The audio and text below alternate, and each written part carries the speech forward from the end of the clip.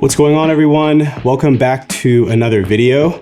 I've been thinking a lot about the kind of videos that I want to put on this channel in the next few months. And as I was thinking about some ideas, it hit me that it would probably be a good idea to make a video that breaks down what kind of camera gear that I have in my bag. This is something that I've gone back and forth on over the years, especially since my gear has changed and also just my shooting style overall. This is not to say that my setup isn't going to change in the coming months or years, but now that I feel pretty locked in with the setup that I have, I figured it would be a good time to break it all down. A lot of the projects that I work on are on the road, so I'm on the go a lot, and finding a bag that is actually able to hold everything that I need, but also be able to be pretty portable and easy to move around has been pretty difficult. So with that being said, let's see what we got.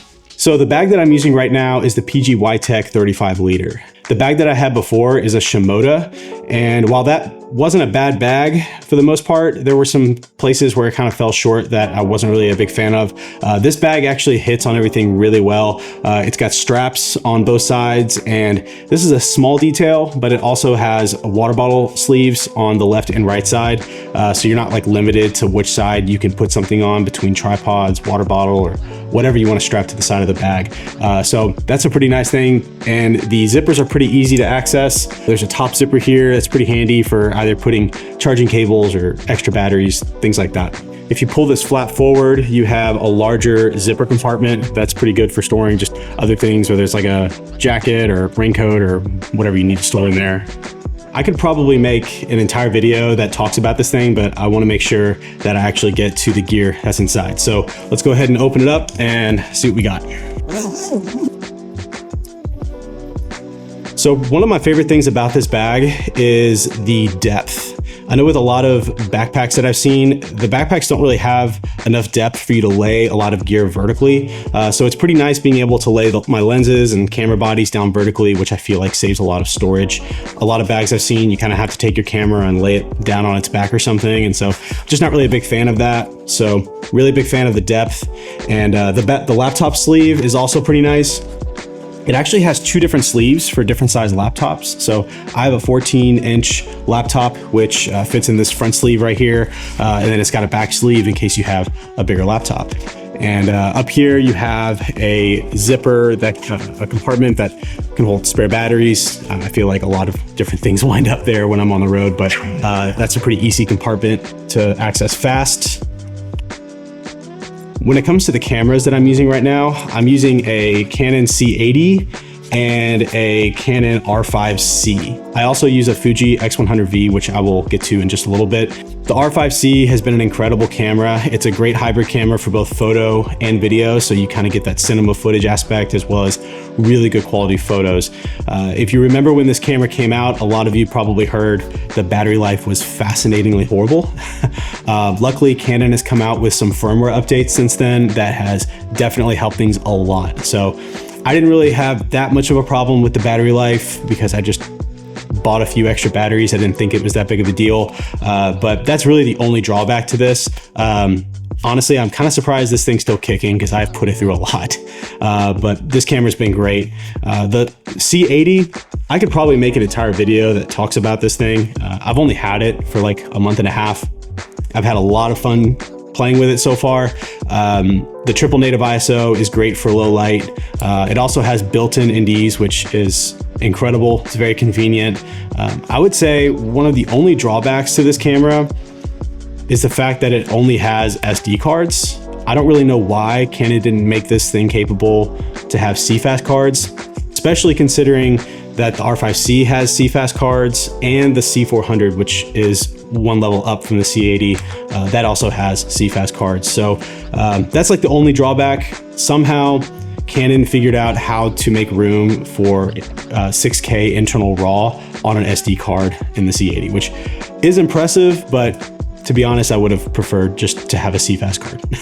When it comes to the lenses that I use, this is something that is probably going to change soon. Maybe I'm still thinking about it, but right now I'm using a 15-35 and a 24-70 Canon RF lens. And I'm also shooting on a 100-500 This is the lens that I'm thinking about swapping for a 70 to 200. I feel like because of the shooting style that I have now, I just don't really have that much need for 100 to 500. The compression's great. I've had fun shooting with this lens, but when it comes to what I need and also just having a lighter lens, I might swap it for a 70 to 200. Not really sure yet, but for right now, this treats me well. It's just very heavy, so that's the only main drawback. When it comes to the drone that I'm using the Mavic 3 Pro. This thing has been great. I've had it for just over a year, and I know Mavic just came out with the Mavic 4 Pro, and honestly, even after looking at the specs on that thing, I'm still happy with this. I mean, it's got a 3-lens setup, the battery life is really, really good. Color grading the footage is nice. Find myself having to overexpose just a little bit, but other than that, this drone does well for now. I don't really see myself upgrading anytime soon. I think the first time I ever flew this thing actually was in Iceland. I think I bought it like 2 weeks before I left, and I remember flying it out there and thinking to myself, like, this has been in the air for way too long. The battery life is really good, so that's definitely a pro. No pun intended. But the filters that I use for the drone are the Freewell Polarizer NDs. This case is rough. This has definitely been through a lot, if you can't tell. Yikes. But yeah, these filters are really good. They're polarizer ND combo. This is like the default filter that comes on the drone. I think I have another filter on the drone right now, but the best part is these filters don't break the bank. So they're really good quality, not super expensive. So these are kind of usually my go-to with the Mavic 3 Pro. And when it comes to the VND that I use for the Canon R5C, I use a K&F Concept VND. A lot of people knock K&F Concept. I'm not really sure why, but this has never really steered me wrong. I have a 2 to 5 stop VND polarizer. I've never really noticed any vignetting or anything that some people have claimed with K&F Concept, but this thing has been great to use, obviously, since the R5C doesn't have built-in NDs.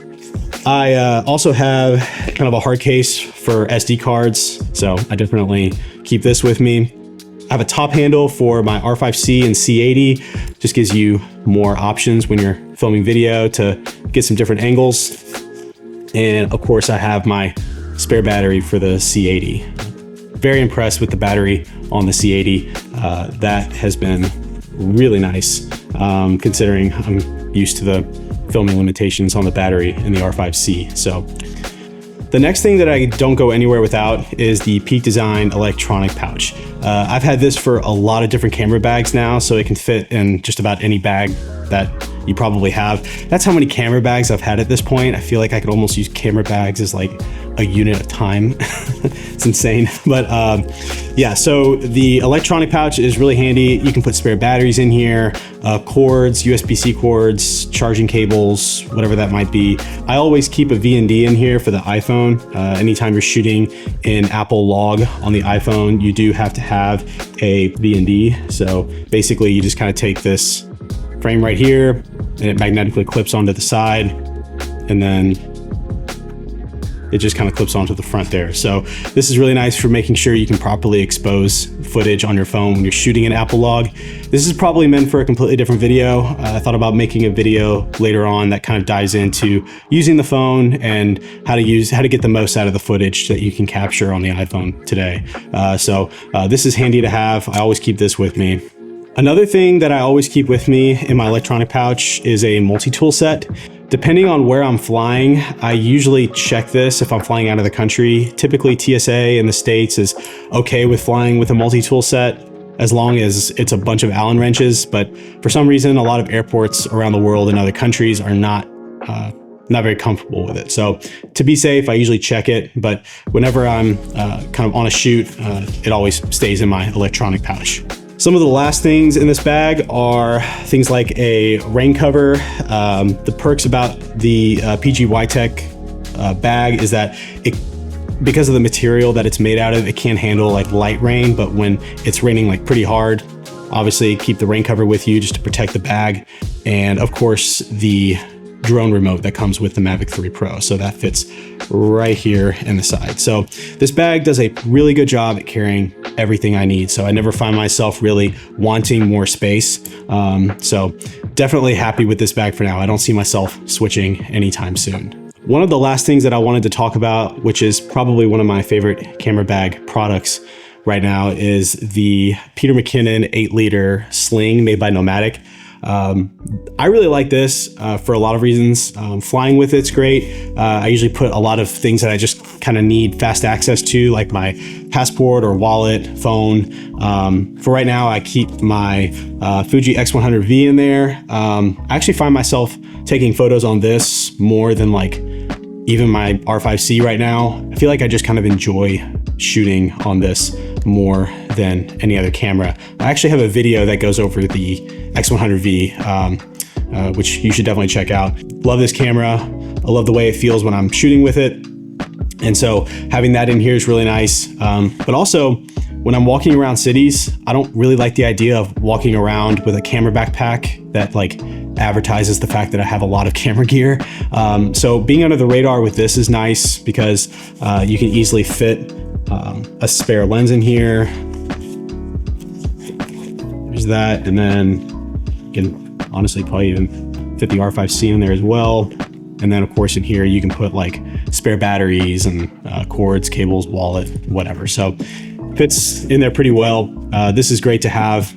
Complements the bag pretty well too. So any loose things that you don't want to have in your backpack, you can just keep in here. So highly recommend this duo.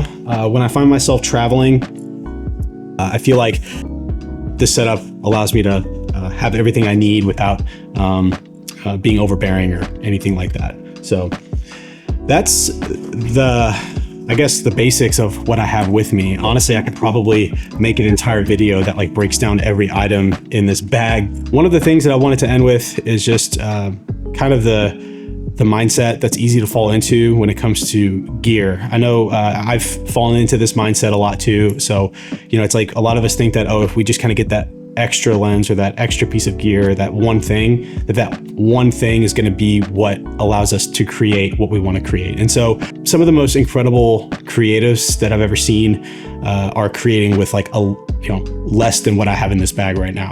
And so this just happens to be the setup that works for me. You know, everybody has their own take. I know there's a lot of videos on YouTube that cover gear right now, and that's great because everybody has their own style and kind of their own go-to with how they prefer to work.